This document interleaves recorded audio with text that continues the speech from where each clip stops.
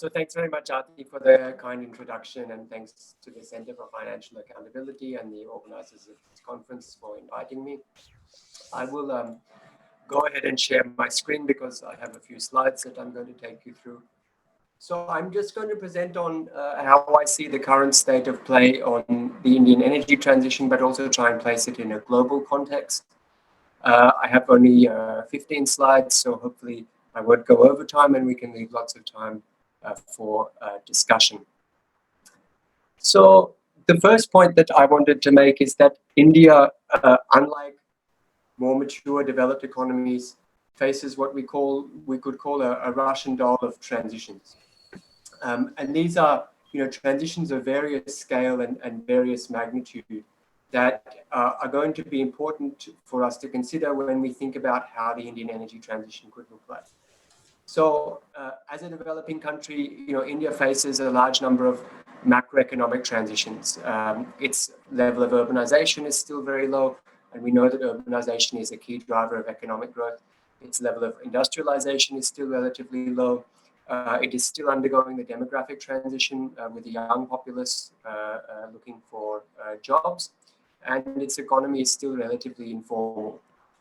And how these transitions play out is going to have a significant impact on the shape of the Indian energy system, but also its size, because they will determine how fast India grows and how energy intensive that growth is. So we need to understand these issues. And then we have the next Russian doll, which is what we could call endogenous or autonomous energy transition.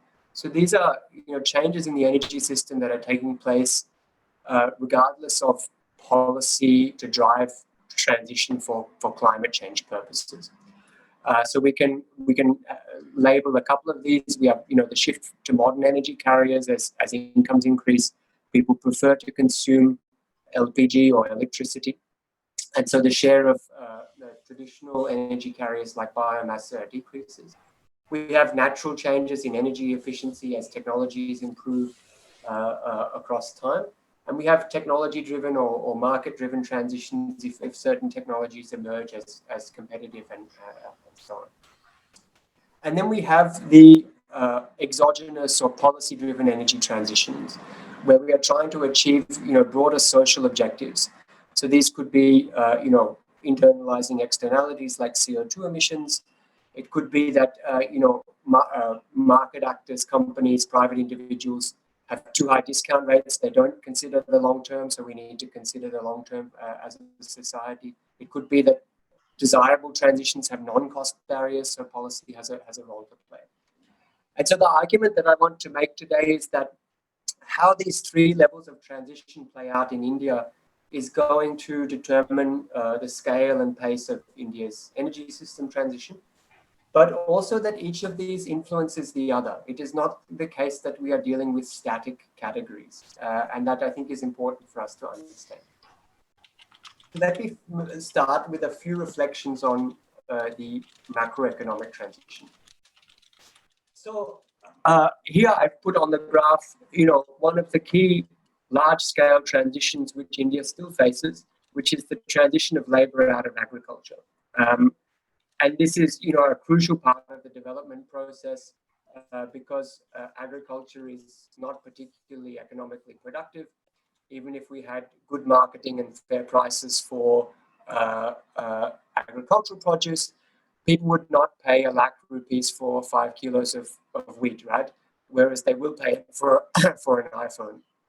And that is simply because once we satisfy our basic needs for food, the increase in utility that we get from consuming more food is not particularly high, so we prefer not to pay it. So, as India grows, we will have to find jobs for these 40% of people which still work in agriculture. And the reason that the agricultural sector is struggling is essentially summarized in this graph, which is that 40% of the population is producing about 14% of the GDP, right? And nothing that we can do in the agricultural sector will really change this fact. It has to be that we transition people outside of agriculture. And we are talking about a labor market transition that is in the order of 100 million people, 200 million people. And that, simply dwarfs any other transition of employment that we might have from changes in the energy system as such. Total coal employment is maybe 500,000. If we add informal, maybe it's 100. It's a million. We're talking about finding jobs for India's 200 million farmers over the next decades, which do not involve farming.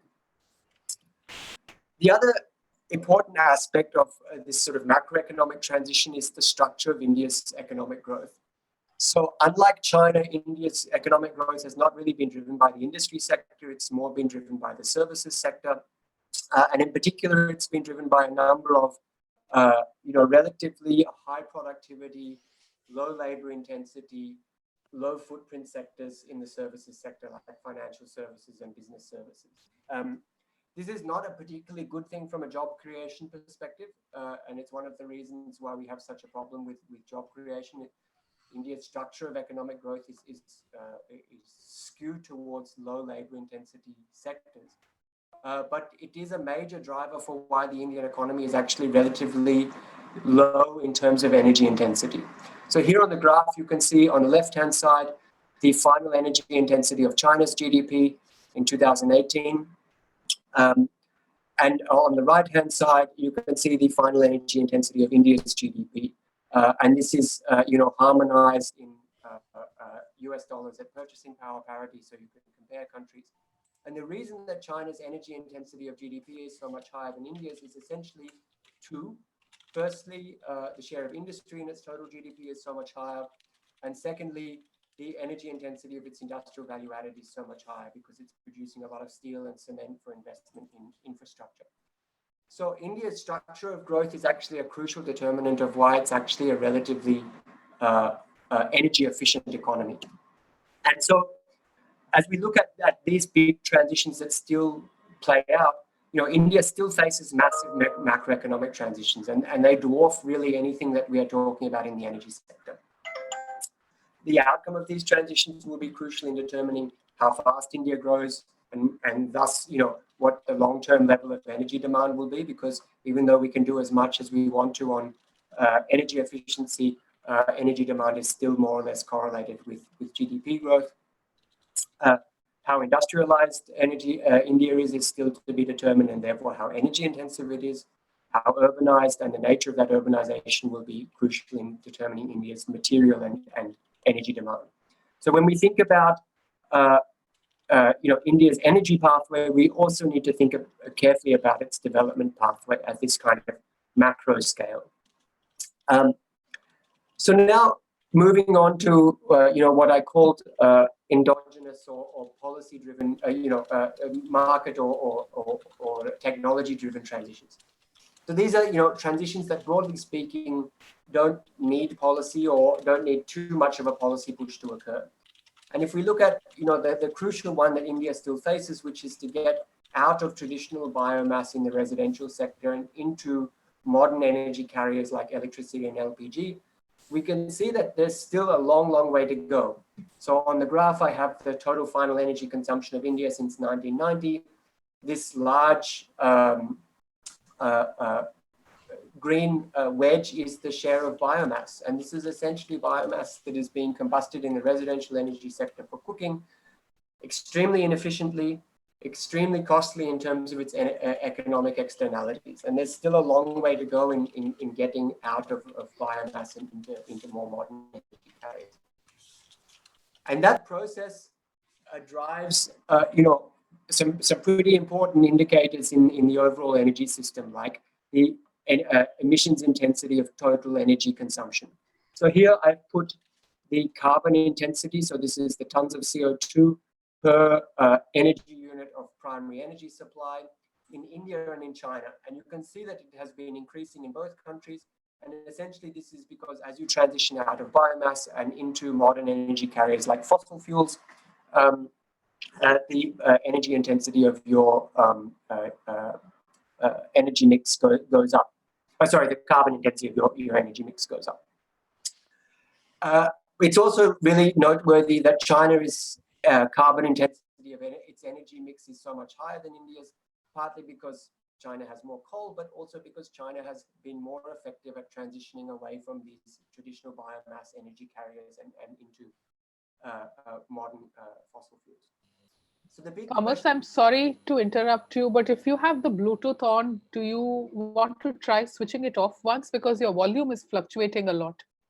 I don't have the Bluetooth on. Okay, then let's keep going. I think Okay. you may need to stay at a steady distance from the mic because the gain correction keeps fluctuating, I think. Okay, so sorry about that. Is it better now? Yes, this is good. Okay. So the key question for India's energy future is, what is this trend of the carbon intensity of India's energy mix? Do we see it continuing to grow so that it reaches the kind of level that China is at today, or do we see it peaking and declining? And there's two reasons why we could have this second trajectory. One of them is good and one of them is bad. The bad one is that we don't succeed really in transitioning away from traditional biomass, and that remains a significant part of the overall energy mix. The good one would be that we start to transition to modern energy carriers, but these modern energy carriers are increasingly decarbonized. So this would be, transitioning to increasing shares of electricity, but decarbonizing that electricity supply. And that's a real question, for India's energy future, how fast that biomass transitions, and how much that transition away from biomass as a zero carbon energy carrier is compensated for by the growth of other zero carbon fuels and energy carriers. And I wanted to bring in some historical data here to show that, across time, if you're looking across a time scale of, several centuries, we have seen, really substantial transitions in the energy system. So what I've put here is on the horizontal axis GDP per capita for UK, China, India, and USA, and on the vertical axis total coal production per capita. And the data goes back, almost to 1850 or even earlier in the case of the UK. And you can see that the UK actually peaked its coal consumption per capita in 1913. It had about $6,000 GDP per capita, and you can see that its coal consumption per capita was really huge. US peaked a little later and a little lower. China peaked even later, obviously, because it's a later industrializing country, and it peaked even lower. And India is right down here at the bottom, right?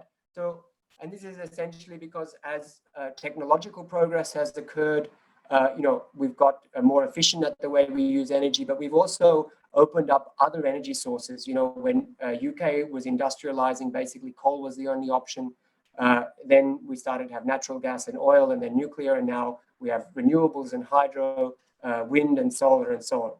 So, there's been over the course of the last couple of centuries these large transitions, which mean that on the face of it, there's really no reason that India needs to follow this kind of trajectory. It may be possible that India could peak the carbon intensity of its total primary energy consumption much lower and earlier in the development process than the developed countries were able to do, and then that China has been able to do. The other thing that I wanted to highlight is that developed countries have gone through really significant energy transitions. And these transitions don't seem to have been too socially or economically disruptive, at least in their earlier phases. So here I have, in the long run, this is going back to 1850, the share of mining and quarrying in UK employment, which peaked at about 7%. This meant that 7% of the working population in the UK in about 1920 was employed in mining and quarrying, and that was largely coal.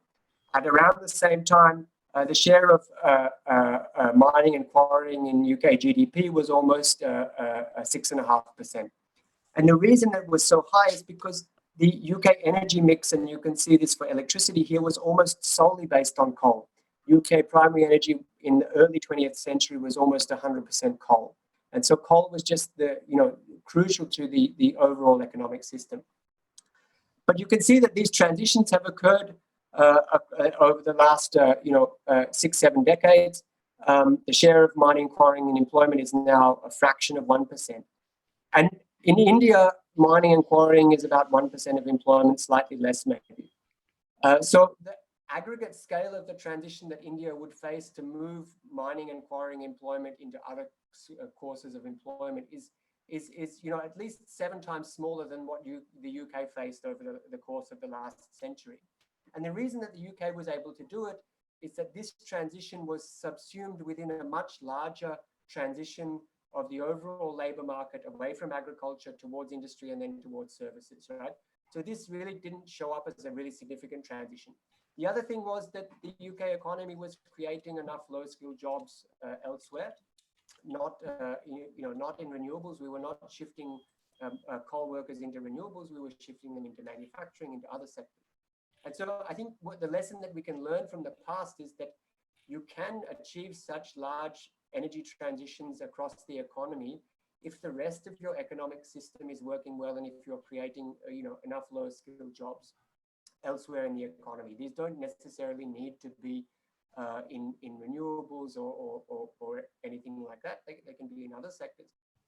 And I think the reason we have so much anxiety now around transition is that the economy is no longer working for the working class. It's no longer working for people without high skill levels. Okay,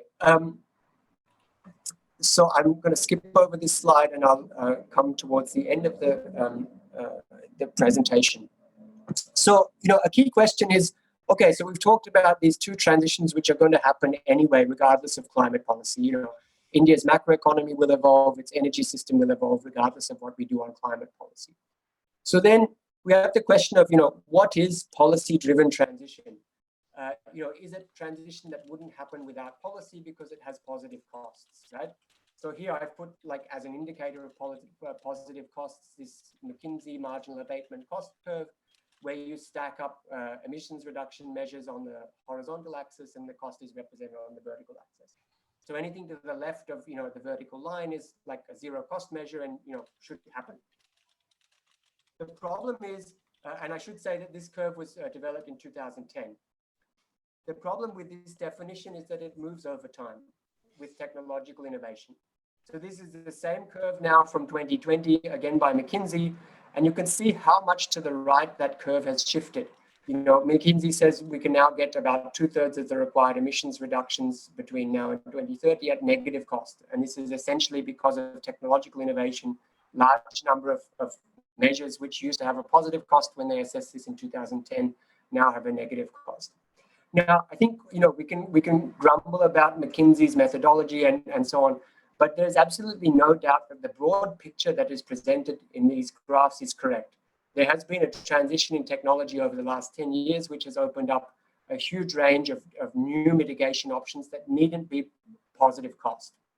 And so, what we used to say was policy-driven transition should actually become, a transition that will take place of its own accord. And with that, you get the need for policy to shift focus, right? So if you accept the conclusion that India's power generation system more or less will decarbonize over the next 3 to 4 decades because renewables have become so cost effective and storage is becoming more and more cost effective, then the sources of emissions growth that India would have to address in order to move from like a business as usual to a decarbonization scenario now lie outside of the power sector. And this is actually what we see in the scenarios, right? So if you look at, according to the IEA modeling, what the sectoral source of emissions growth will be between now and 2040, less than 20% of emissions growth will come from the power sector. Almost 80% of emissions growth, according to the IEA, will come from final consumption sectors like transport and industry. And this means that if we want to go further with climate policy, we need to look at decarbonizing these sectors as well. It's no longer enough just to stay with the power sector.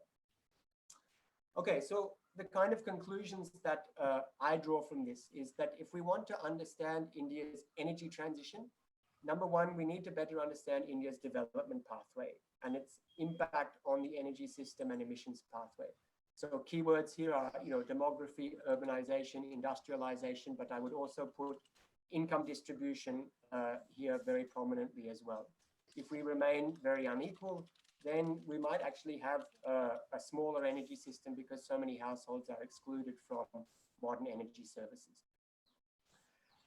The second point is, the distinction between autonomous or endogenous transition, one that will happen for technological or market reasons, and exogenous or policy-driven transition is not static, right? It changes as technology changes.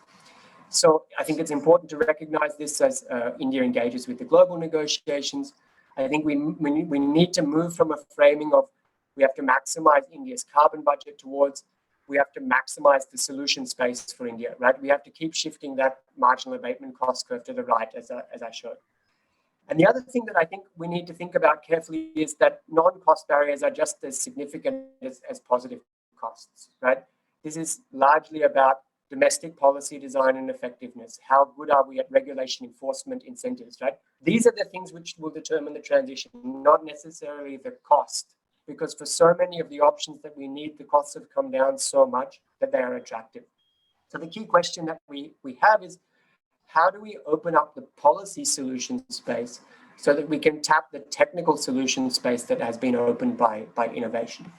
And I'll stop there, Aarti. I hope I've not gone over time, and I hope you could hear me properly.